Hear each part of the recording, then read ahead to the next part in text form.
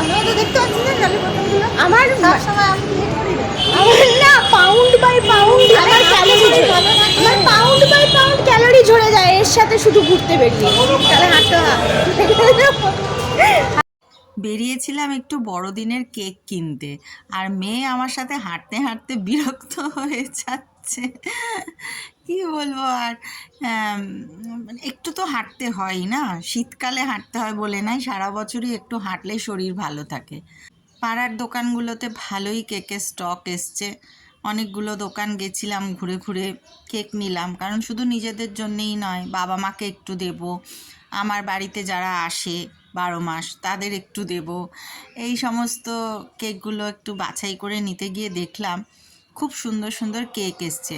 এত তাদের নাম আর এত সাজসজ্জা, মানে তার থেকে বাছাই করা খুব মুশকিল। আমি মেয়েকে বলছিলাম, বাবা তুই বাছাই কর, আমি বুঝতে পারছি না যে কি নেব।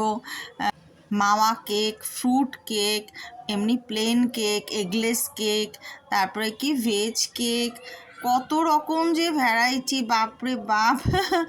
আমি এতগুলোর মধ্যে পুরো কনফিউজড হয়ে গেছি। তারপরে মেয়েই বাছাই করে নিল কোনটা কোনটা নেবে। আর আমি যখন ভয়েস দিচ্ছি, আমার পাশে না বাচ্চারা খেলছে, প্রচুর মজা করছে, আমাদের সেই ছোটোবেলার দিনগুলো মনে পড়ছে।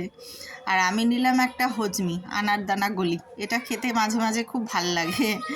তারপর আর কি চললাম বাপের বাড়িতে, আর বেশ কিছু কাজ নিয়েও বেরিয়েছিলাম। কেন বেরিয়েছিলাম সেটাও দেখাবো। বাবা মাকে আগে কেক দিলাম, তারপরে বাড়িতে এসে আমাদের ক্রিসমাসের মজা শুরু হলো। তোমাদেরও সবাইকে জানাই শুভ বড়দিন, সবাই খুব আনন্দ করো।